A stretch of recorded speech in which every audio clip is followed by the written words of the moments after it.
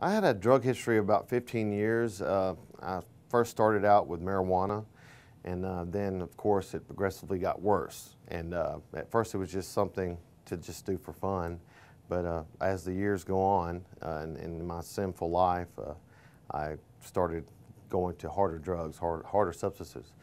And that first step was meth. It was crystal meth. It was real popular in my town. You know, it was a small town in the middle of nowhere.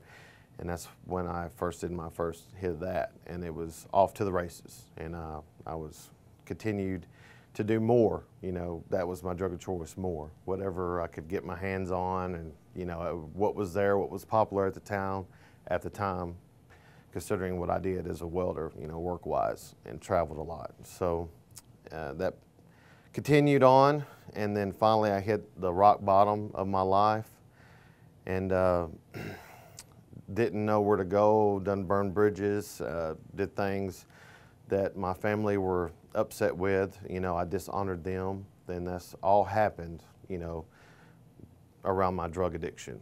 You know, I didn't care about anybody else, but what could I get out of them, or as far as what drug could I get and use. Christlessness, I didn't have Christ in my life.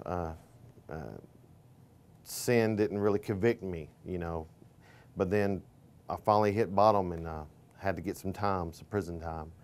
And that's where Christ found me and opened up the gospel in my life like I've never seen anything like it in my life. I've never felt anything like it in my life. It was eye-opener, you know, live from the dead. It was like a switch of a light, you know. It was a change, born from above. New heart, you know, taken out of stone, gave me a new heart of flesh. It was just circumcision of the heart. It was a life change. It was really bittersweet at first, because when I first met Chandler, he was like, you know, he kind of told me some stuff that I wasn't used to hearing.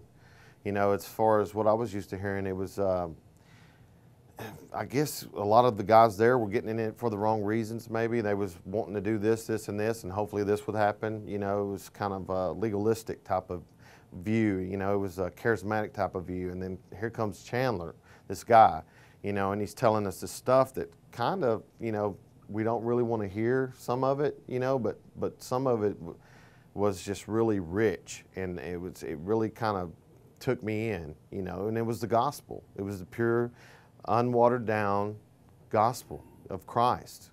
And it really got our attention, you know, as the guys. You know, they were talking about it. We talked about it, you know, when he left. You know, we looked forward to when he came. You know, it was a time of peace and of learning and knowledge of Christ, you know. And a lot of the guys, some guys took it, you know, like I said, bittersweetly, and but it was rich, and it was new, and it wasn't something to just tell us that it was itching our ears.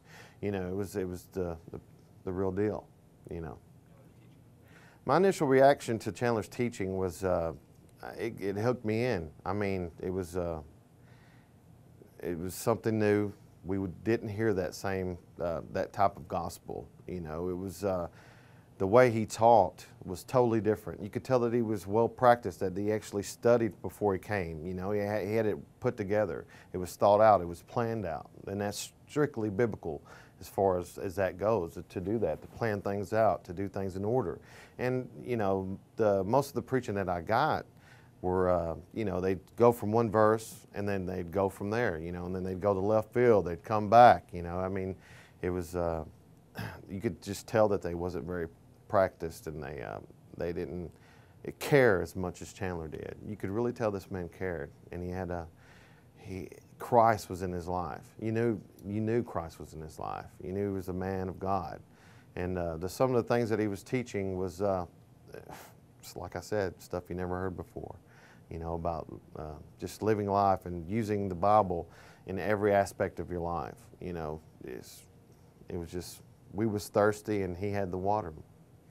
His classes were very long. Sometimes they lasted up to 3 hours, but as far as keeping the guys' attention there, I mean, you didn't have a problem. I mean, we could sit there for all day, you know, if we could.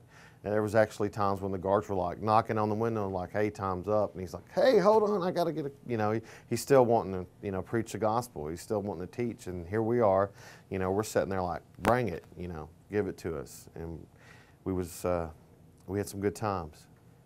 There was, Chandler Fozart had a history, and a lot of the guys didn't really accept some of the things that happened in his past life. The question raised, "Well, we heard about this guy. We know some stuff about this guy." "Well, what is it?" And then they would say it, and I must say, at first, for me, it was kind of unbelievable. I didn't believe it. I didn't. I really wasn't sure. You met this guy, and then you hear something else and about his background, and some of the guys didn't take it very well. I mean, when we was in, as far as our dorm or whatever, or locked up in our pod, we would, a lot of the guys would say negative things. They would say, "How can you listen to a guy like that? His background." But we believed in the gospel. We believed in regeneration. We believed that Christ could change somebody. We had faith, and we knew the guys there that went to Chandler's class knew that God is working in this man's life. So therefore, we just continued going, stepped out on faith, and knew what he was teaching was the gospel. And even some of the guys that had doubts went. Some of the guys went just to, in spite, to be that negative part in the teaching. But I can honestly say, once they heard what he had, some of their minds were changed. Chandler had some teachings from the biblical standpoint that were like we never heard before, and I would have to say one of his teachings that captured me the most would be about Christ, the emphasis on Christ. Most gospels or the preachers that came there, it would, like I said, it would be like legalistic. You do this, this, and this. You pray more, you read more, this is going to happen, and Chandler taught a more humbling, realistic view of the gospel, and it wasn't like a prosperity gospel, two gospel coins, you get 5 back. It was just, raw and uncut.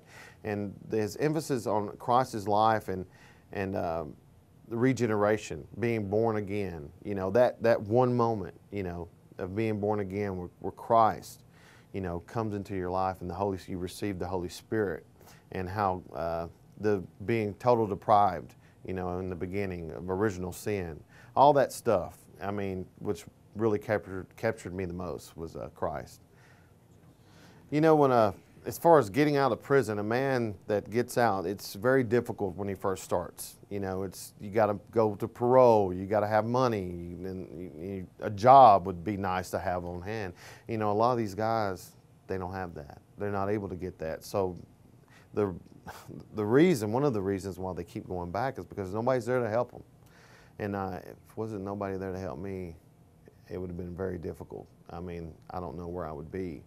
But Chandler Fozart, he stepped up to the plate. It was difficult.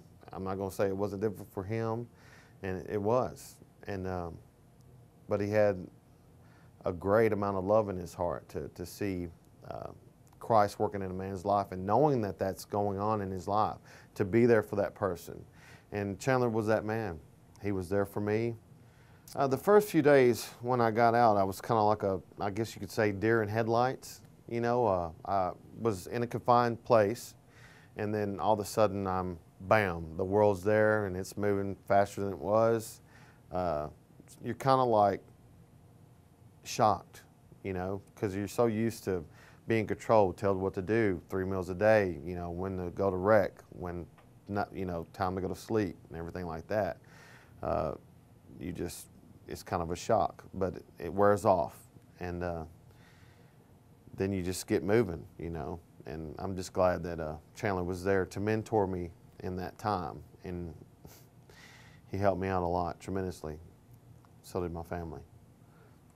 When I got out, Chandler did a lot of things as far as helping me get prepared for going out into society. He was there when I got out. He picked me up with my mom. He was right there, with big guy ready to hug me, We had a hotel, and we ended up staying there because we had to see parole within the next couple of days. He stayed there, and the parole guy didn't even know what was going on, really. You know, he didn't even know if he was my caseworker. And so we ended up having to stay another day. And Chandler ended up missing his grandmother's, or step-grandma, birthday, which was a bad thing. But, I mean, he stayed, he called his wife, and he was able to stay that extra day. He stayed the extra day, and I talked to the parole officer, and then, bam, we left to Dallas, or Fort Worth. And he helped me get a license. He helped me get the tickets that I had, you know, taken care of. He helped me find the job. He took me to and from work. You know, he got up in the morning and did it. And he was there in like every aspect of my life, as far as getting me started, getting me helped out, and continues today to call me every now and then and be a part of my life. I see him at church every Sunday, which I'm a member of at Fort Worth Press, and calls me, and he still actually helps me out financially, as far as like keeping me more organized. He lets me know maybe if I'm, you know, spending too much of this and that. He's there. You know, he's a part of my life, and I'm very glad that he is. Yes, when I first got out, I was very fortunate and was able to obtain employment really fast. And that was great, and Chandler helped out in that also. I mean, he actually knew a guy that, in God's providence, that was a welder in his you know, past experience, and he helped look for him a job, actually. And he knew, he was very familiar with all the welding places that were around Fort Worth, DFW. And like I said, we found a job pretty fast. I was out June the 7th. I got out June the 7th, and I would say maybe the 14th, or 20th, June the 20th, I believe. Was there, hooked up, ready to go. Christ opened up that door in my life. And I'm currently still working there. Right now, I was hired on as a temp, and within 30 days, you could become eligible to come to be employed there permanently for Hensley. And they hired me on permanently. They hired me on permanently, and now I'm currently been there a year. I got, you know, 401k, insurance. As far as me getting out and having an impact in my life that just stands out, it would be Hope Prison Ministries. They were there for me in every area. They helped me out. They sharpened me up. You know, iron sharpens iron. Chandler was there. He was that iron. We threw sparks sometimes, you know, and we worked it out. And I'd have to say they had a great impact on my life. Hope Prison Ministries did, and continue to. Currently, right now, I'm wanting to be a part of ABC, Associates of Biblical Counseling, and I recently talked to Jeremy, and we're going to work something out so I could get more involved in that, and I'm looking forward to that as well, to be a part of a association as far as biblical counseling. I love it. My mother kind of sensed that was a part of me to do that, because I counseled her in some ways as a younger child, and I feel led to do that and continue in biblical counseling.